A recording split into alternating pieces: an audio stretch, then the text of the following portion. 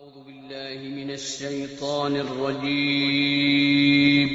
پناہ مانگتا ہوں میں اللہ کی شیطان مردود سے۔ بسم الله الرحمن الرحيم شروع اللہ کا نام لے کر جو بڑا مہربان نہایت رحم والا ہے۔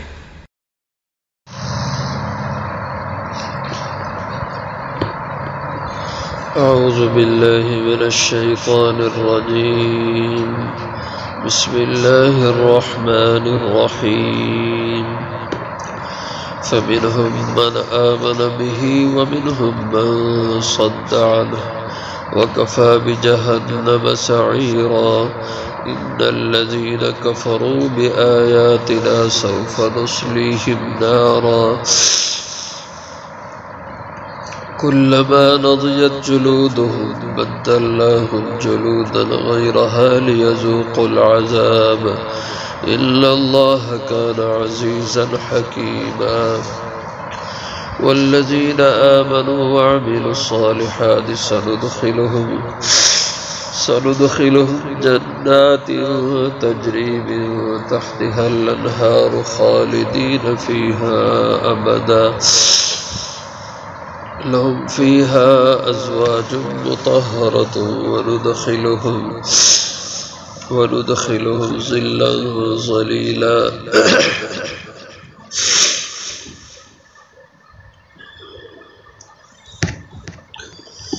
فمنهم من آمن به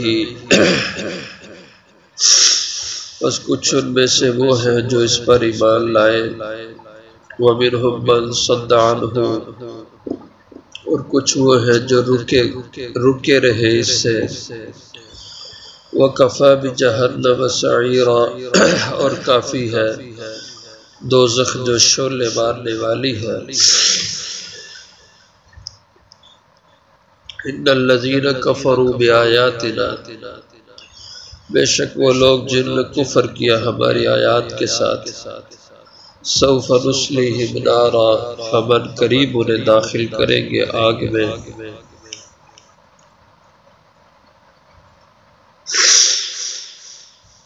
کلما نضجت جلودہم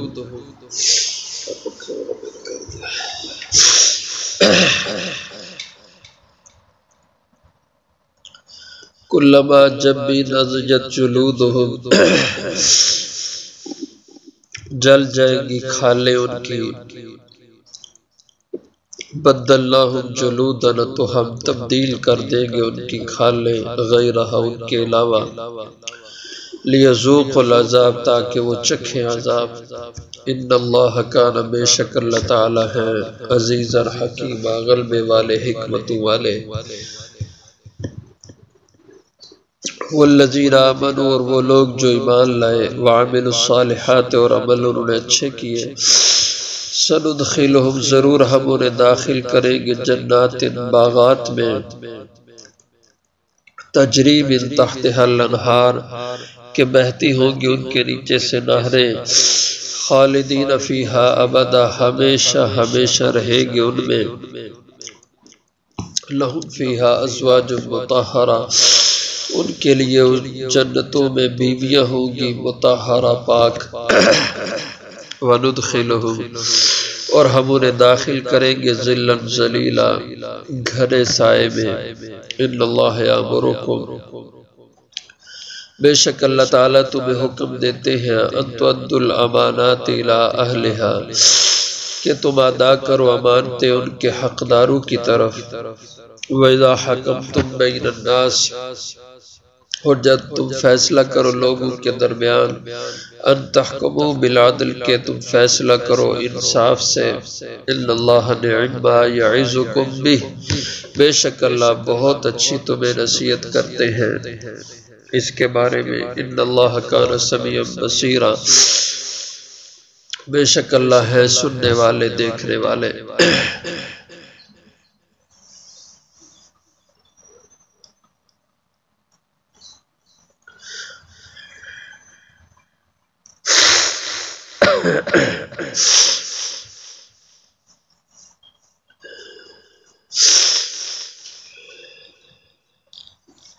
گزشتہ آیات میں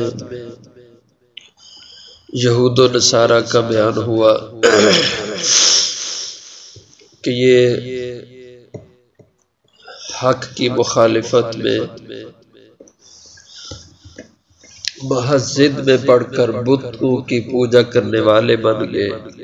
جبکہ خود ان کے مذہب میں بتوں کی پوجا کرنا شرک ہے، اور ایمان کی بجائے کفر کو انہوں نے ترجیح دی، اس کو حق سمجھا۔ تو یہ ان کی بہت بڑی خرابی۔ اور اسی طرح اب یہاں یہ ارشاد فرمایا کہ یہ سارے ایسے نہیں ہیں، کچھ ان میں بھلے لوگ ہیں بھی، فَمِنْهُمْ مَنْ آمَنَ بِهِ،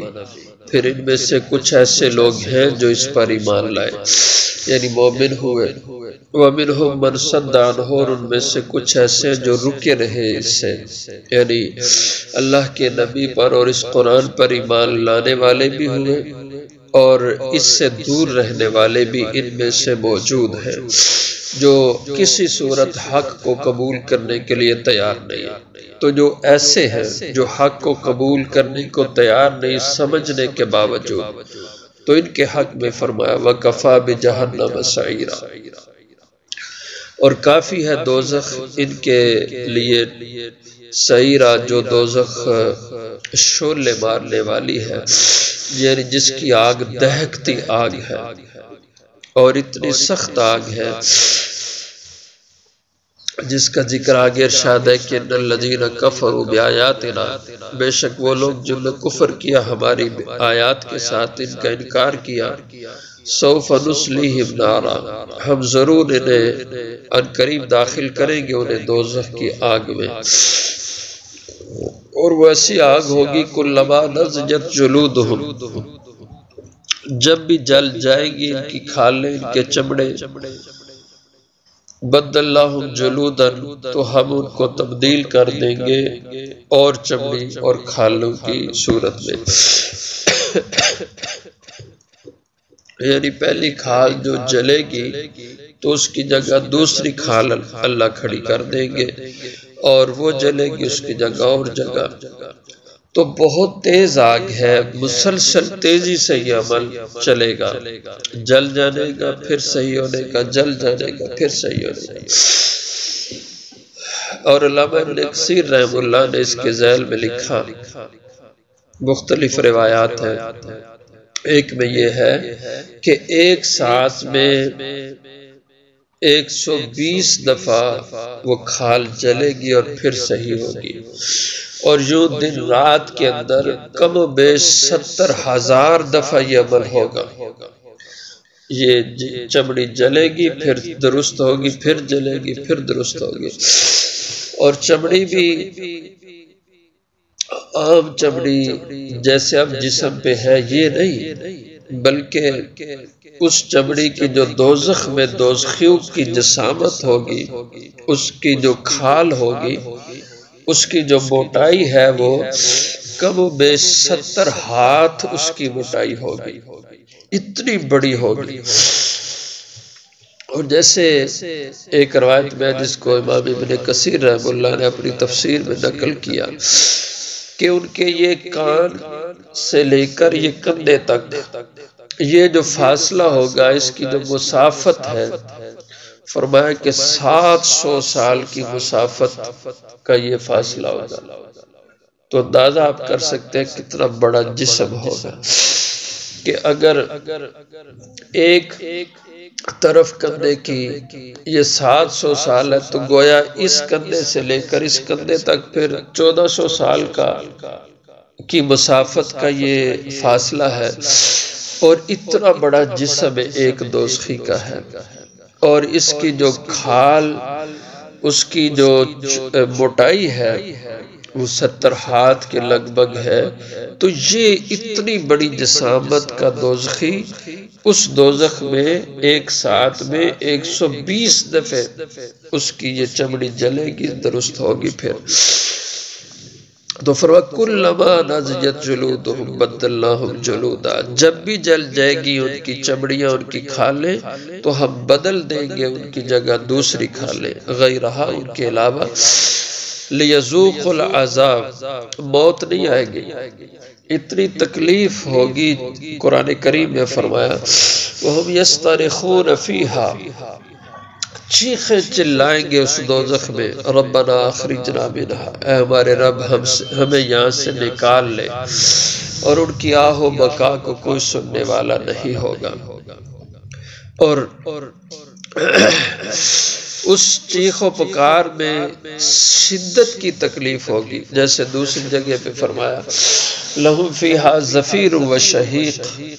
ان کی آوازیں اتنی بلند ہوں گی چیخنے چلانے کی جیسے گدھے کی آواز ہوتی ہے۔ زفیر گدھے کی ابتدائی زوردار آواز کو کہتے ہیں، اور شہیق جب باز اس کی آہستہ آہستہ نرم ہوتی ہے اس کو شہیق کہا جاتا ہے۔ تو فرمایا ان کے لیے زفیر و شہیق سورہ۔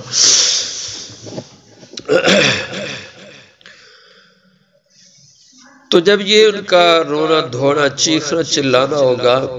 تو اسی کے بارے میں قرآن کریم میں ذکر ہے کہ لا یموت فیہا ولا یحیا، نہ وہ مرنے کی صورت ہوگی نہ زندہ رہنے کی صورت ہوگی، یعنی وہ زندگی بھی زندگی نہیں ہوگی جو اتنی سخت ہوگی، اور موت بھی نہیں آئے گی۔ اتنی سخت تکلیف میں یا اتنے سخت عذاب میں آگ میں وہ ماری جائے جیسے دنیا کی آگ لوہے کو پگھلا دیتی ہے، تو اس آگ میں کوئلہ بن کے ختم ہو جائے، یہ بھی نہیں ہوگا، نہ مر سکیں گے، اور جو زندگی ہوگی وہ بھی زندگی نہیں ہوگی، لا یموت فیہا ولا یحیا۔ تو اس لیے لیذوق العذاب، ہمیشہ اسی آگ میں زندہ رہنا ہوگا تاکہ وہ چکھ لیں اپنی اس دنیا کی خباثتوں کا عذاب۔ اس سے سمجھا جا سکتا ہے کہ آج اپنا آپ سنوارنا کتنا آسان ہے، اور اگر یہ نادانی کے ساتھ اپنی بگاڑ کی زندگی پر مر گیا تو آخرت کا عذاب کتنا مشکل اور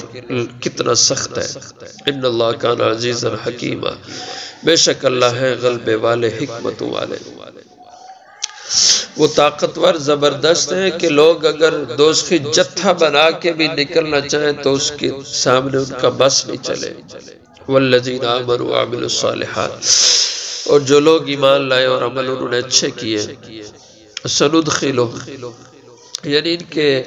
ان برے لوگوں اور کافروں کے مقابلے میں جو اہل ایمان ہیں جنہوں نے اچھی زندگیاں یہاں گزاری، سندخلہم جنات تجری، تو ہم انہیں داخل کریں گے ایسی جنتوں میں۔ جنات جنت کی جمع ہے، جنت باغ کو کہتے ہیں، ایسی جنتوں میں باغات میں جن کے نیچے سے جن کو بیچوں بیچ نہریں چل رہی ہوں گی، یعنی باغات کے اندر سے نہریں گھوم رہی ہوں گی، اور باغات کی سرابی کا ذریعہ، خالدین فیہا ابدا، ان باغوں میں وہ ہمیشہ رہیں گے، کبھی وہاں سے نکالنے نہیں جائیں گے۔ لہم فیہا ازواج مطہرہ، ان کی وہاں بیویاں ہوں گی پاکیزہ، مردوں کو اللہ پاک بیویاں عطا فرمائیں گے اور عورتوں کو اللہ پاک مرد عطا فرمائیں گے۔ وَنُدْخِلُهُمْ ظِلًّا ظَلِيلًا، اور ہم انہیں داخل کریں گے ایسے سائے میں جو گھنا سایہ ہوگا،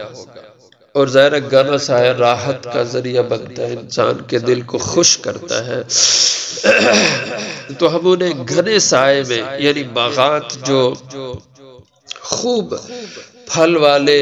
اور گنجان قسم کے ہوں گے، ایسی ان کی جنت ہوگی۔ ان اللہ یامرکم ان تؤدوا الامانات، یہ تو فرمایا برے لوگوں کا انجام اور اچھے لوگوں کا انجام۔ آگے کچھ زندگی کے معاملات میں ہدایات دی جاتی ہیں، فرمایا کہ امانتیں ان کے حقدار اور جو اہل لوگ ہیں انہی کے حوالے کی جانی چاہیے، انہی کے سپرد ہونی چاہیے، اور معاملات کو انصاف سے چلانا چاہیے۔ اس کے نزول میں یہ واقعہ لکھا ہے، جب مکہ فتح ہوا، حضور صلی اللہ علیہ وسلم مکہ معظمہ میں بیت اللہ شریف میں تشریف فرما ہے، تو بیت اللہ کی چابی تھی عثمان ابن طلحہ جو بعد میں رضی اللہ عنہ ہو گئے، مسلمان نہیں تھے۔ حضرت علی رضی اللہ عنہ کے ہاتھ چڑھے تو آپ نے فرمایا لاؤ چابیاں ادھر۔ بیت اللہ شریف کی چابیاں حضرت علی رضی اللہ عنہ نے اس سے چھین لی اور انہوں نے جا کے شکایت حضور سے کی کہ علی المرتضیٰ نے میرے سے چابیاں لے لی جبکہ ہمارے پاس یہ پرانے زمانوں سے چابیاں آ رہی۔ تو حضور صلی اللہ علیہ وسلم نے حضرت علی رضی اللہ عنہ سے پوچھا علی یہ آپ نے کیا کیا؟ تو فرمایا یا رسول اللہ صلی اللہ علیہ وسلم یہ کافر ہے، مشرک ہے، اور مشرک تو بیت اللہ کا متولی نہیں بن سکتا۔ تو جیسے عثمان ابن طلحہ نے یہ بات سنی کہ مشرک اور کافر کو یہ چابیاں نہیں دیں گے، تو کہا یہ بات ہے تو میں بھی مسلمان ہوتا ہوں۔ اسی وقت کلمہ پڑھا اور مسلمان ہو گئے۔ تو حضور اکرم صلی اللہ علیہ وسلم نے حضرت علی سے فرمایا کہ علی چابیاں ان کے حوالے کر دو، اور حضور علیہ السلام نے انہیں چابیاں دے کر یہ فرمایا کہ اب یہ چابیاں تمہارے پاس رہیں گی ہمیشہ کے لیے، نسل در نسل یہ چابیاں اب تمہاری ہیں۔ تو حضرت عثمان رضی اللہ عنہ جب فوت ہوئے تو انہوں نے اپنے بھائی شیبہ ابن طلحہ کو یہ چابیاں حوالے کر دی تھی۔ تو سننے میں آتا ہے آج بھی انہی کی نسل کے اندر وہ چابی کا سلسلہ چل رہا ہے، اور اگر ایسا ہو تو بالکل صحیح ہے، کیونکہ حضور نے اس وقت یہ ارشاد فرمائے تھے کہ نسل در نسل اب یہ چابیاں تمہارے پاس رہیں گی، یہ ان کو سنبھال لو۔ تو اس کے بارے میں اللہ جل شانہ نے یہ فرمایا کہ اس چابی کا حقدار اور اہل یہی ہے عثمان ابن طلحہ، اس لیے یہ ان کو دے دو۔ تو بے شک اللہ تمہیں حکم دیتے ہیں انتو ادوا الامانات کہ تم ادا کرو امانتیں الہ ان کے حقداروں کی طرف۔ اور اس کے علاوہ اسلامی زندگی کے اندر یہ ایک اصول بن گیا کہ امانات کو محفوظ رکھا جائے اور حقداروں کو دیا جائے۔ اور امانت کی کئی قسمیں، ایک مال کی امانت ہوتی ہے، جیسے کسی نے مال دیا آپ کے پاس بطور امانت، اس کو اسی طرح محفوظ رکھ کر واپس کرنا یہ آپ کا ایمانی فریضہ ہوتا ہے، اس میں ذرہ برابر رد و بدل کی گنجائش نہیں۔ اسی طرح مشورہ بھی امانت ہے، حضور نے ارشاد فرمایا کہ مشورہ بھی امانت ہے۔ آپ کے پاس کوئی آدمی مشورہ لینے آیا، اب اس کو آپ نے صائب اور درست مشورہ دینا ہے۔ اگر آپ اس میں ڈنڈی مارتے ہیں، غلط مشورہ دیتے ہیں، جیسے ہمارے یہاں لوگ اکثر کرتے ہیں، اور لوگ اس کو ہوشیاری کہتے ہیں کہ فلانے نے میں دیکھا نا پسا دیتا ہے، کہ غلط مشورہ اس کو دیں گے کہ تاکہ وہ آدمی غلط اقدام اٹھائے اور اس کا نقصان ہو، یہ غلط ہے۔ حضور صلی اللہ علیہ وسلم نے فرمایا مشورہ امانت ہے، اور جب تم سے کوئی بھی آدمی مشورہ کرے تو اس کو مشورہ لے تو صحیح مشورہ دو۔ اور اسی طرح بات یہ بھی امانت ہوتی ہے۔ کسی آدمی نے آپ کے ساتھ بات کی تو اب وہ بات اس نے اگر ایسے انداز میں کی کہ وہ راز رکھنا چاہتا ہے تو آپ کے پاس وہ بات امانت آ گئی۔ وہ زبان سے کہے کہ یار یہ کسی کو بتانا نہیں، یا زبان سے نہ کہے لیکن کہتے وقت اس کا انداز ایسا ہو کہ یہ راز رکھنا چاہتا ہے۔ مسئلہ یہ ہے کہ وہ آدمی بات کرتے وقت ادھر ادھر دیکھے، کوئی اور آدمی تو ہماری بات نہیں سن رہا، زبان سے نہیں کہا یار یہ راز رکھنا، صرف اس نے بات کہنے کے وقت ادھر ادھر دیکھا کہ کوئی اور قریب تو نہیں ہے، تو یہ اس کا انداز بتا رہا ہے کہ یہ بات اور کسی کو بتانے کی نہیں ہے۔ تو اب یہ بات بھی آپ کے پاس امانت ہے، یہ بتائیں گے تو یہ خیانت ہوگی۔ تو کئی صورتیں ہیں امانت کی۔ وَإِذَا حَكَمْتُمْ بَيْنَ النَّاسِ، اور امانت کے بارے میں اور اس کے بارے میں خیانت کرنے میں اس پہ بہت سارے ارشادات ہیں، حدیث مبارکہ کثرت سے ہیں۔ جیسے ایک حدیث ہے، آپ صلی اللہ علیہ وسلم نے ارشاد فرمایا مومن شخص میں ہر قسم کا گناہ سما سکتا ہے، ایمان والے کے اندر ہر قسم کا گناہ آ سکتا ہے، سما سکتا ہے، دو قسم کے گناہ وہ ایماندار میں نہیں سما سکتے، ایک فرمایا جھوٹ اور دوسرا امانت میں خیانت۔ کہ مومن جھوٹا یہ نہیں ہو سکتا، اور مومن ہو اور خائن اور خیانت کرنے والا ہو، یہ دو